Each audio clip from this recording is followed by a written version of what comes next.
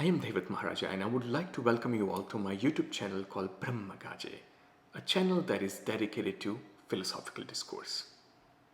Please do not forget to click on that subscribe button and also that like button.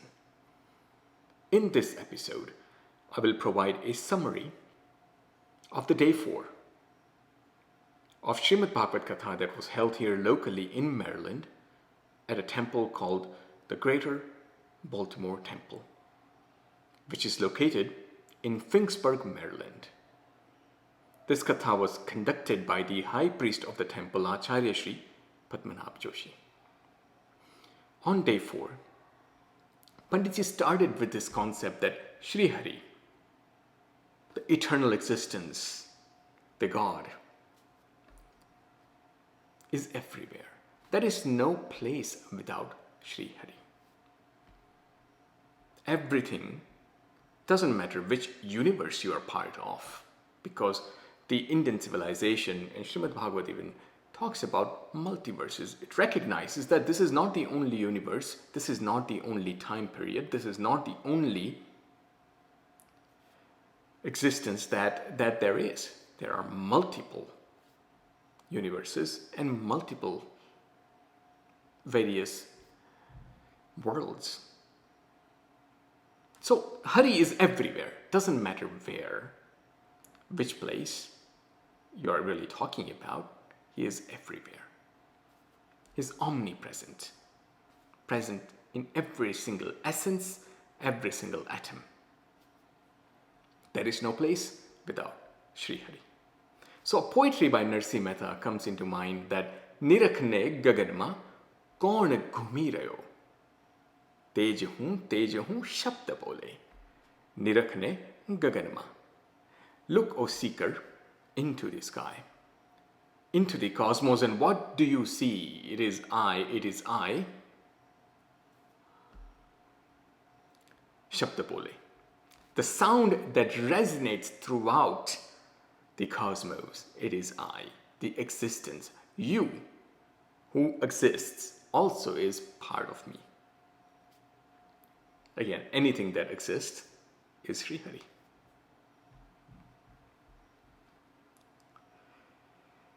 Panditji then gave another definition of Hari. Hari who eviscerates all your durgun, completely removes all your durgun. You have gun and you have durgun. You have good properties and you have bad properties. But if you devote yourself to the search of higher truth, the Sri Hari, then your bad properties can be removed by him.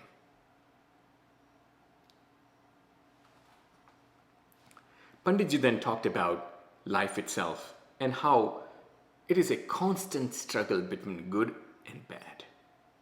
Throughout your day, you will have good thoughts, you will have bad thoughts.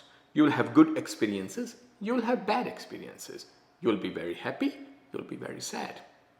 Again, it's a constant struggle, and we spend our entire lifetime in this struggle. The struggle between good and bad.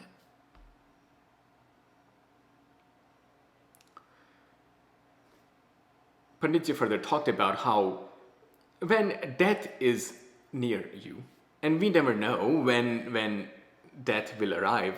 Panditji was talking about the Parikshit Maharaj, who knew that in 7 days, Takshat Nag, the serpent Takshak, is going to bite him.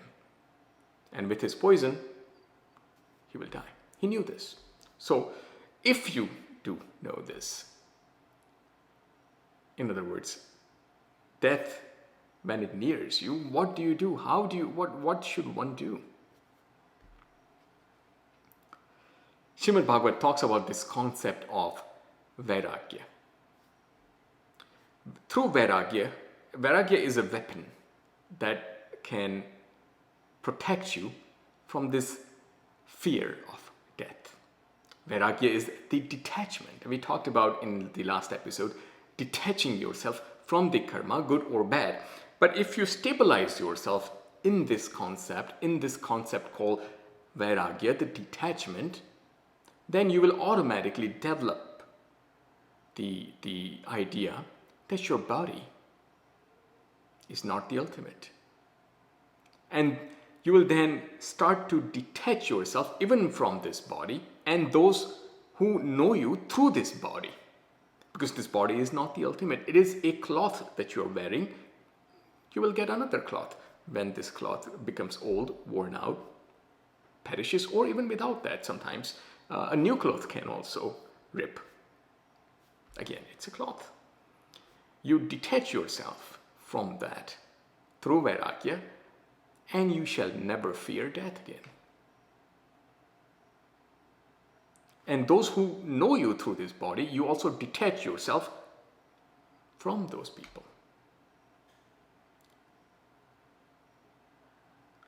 Your existence is not this body. This body is not the ultimate existence of you. Again, we talked about Sri Hari is the ultimate existence. You exist through him. If you do realize that, then you will gain this confidence and cultivate this idea of vairagya. That you are not the ultimate. This birth that you have, the parents, your wife, your kids, your kins, your property, your entire existence is not the ultimate. And you do karma with that mindset. So then when you do those karmas with that mindset, you will gain the understanding that you have to detach yourself from it. And that will then lead you towards the search of higher truth. And in the last episode, we talked about abhay, fearlessness. You will become fearless. And yes, you will not fear even death at that point. Because you will know that this body is not it. Mahatma Gandhi's speech comes into my mind that in the earlier days, Mahatma Gandhi had talked about that the ultimate non-violence that I would like to practice. What will the Britishers do? They will hit me, they will beat me, they will even kill me. But what they will not have is my will.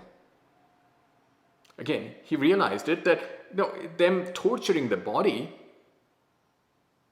is not going to get them anywhere if one doesn't surrender the will, the understanding. Same thing here. The fear of death will not bother you anymore because you have attached yourself to the search of higher truth. And only you can do that.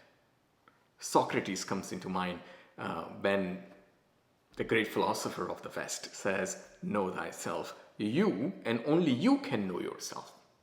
Only you are capable. See, other people will describe you, but they don't really truly know you because they are not you. But you, on the other hand, can completely comprehend who you are.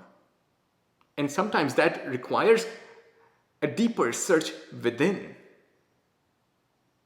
Because the truth is within you anyway. It is just a matter of time that you recognize it. And when you search within, you will recognize, you will gain the full understanding of your ultimate existence. And then we will realize that this body is not the ultimate. You can exist without the body. Because cosmos and you can be aligned.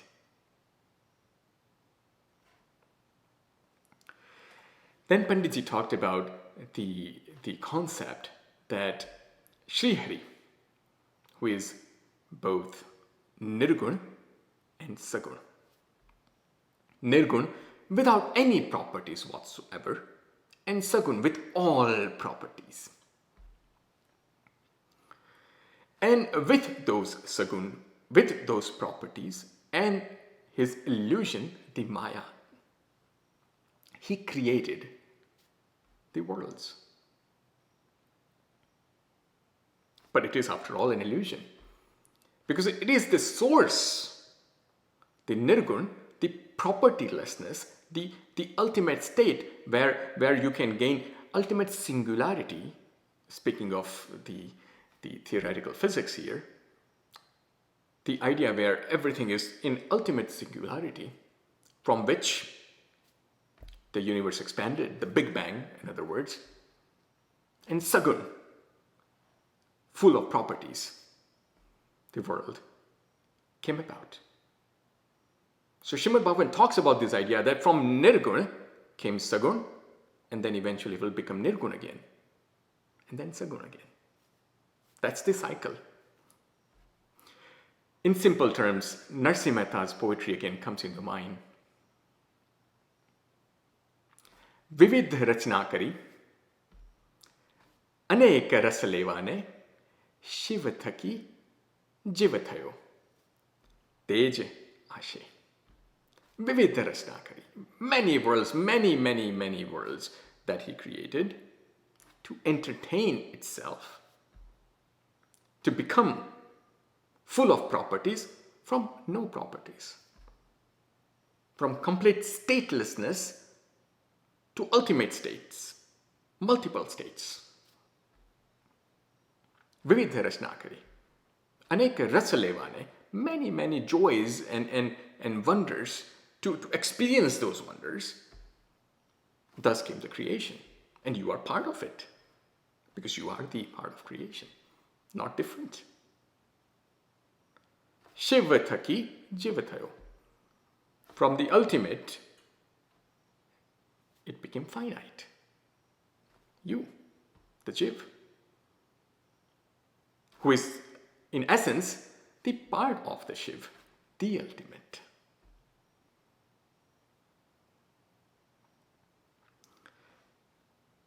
So again, you are not different from the ultimate at all. Shiv Thaki Jivathayo Tejashi Narsi Mehta. From the infinite or infinite came the finite, the you, whose body eventually will perish and will become part of that infinite.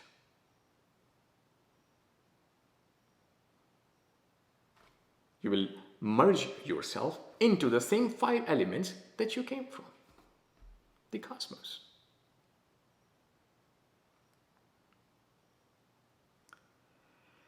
And then further, Panditji talked about the story of Vidur, who then meets various saints and sages and learns the wonders of this world and the philosophy and their various concepts and school of thoughts. And then further he learns again about all the 24 avatars of Sri Hari. As Panditji described in Srimad Bhagavat, the avatars have been described many times throughout the entire Puran. As when different saints meet and mingle, they talked about, what do they talk about? They talk about the ultimate and how it all came about. So again, it's been described in different ways, different formats, many times. That is all that was discussed on day 4, and that is all I have for you. Namaste.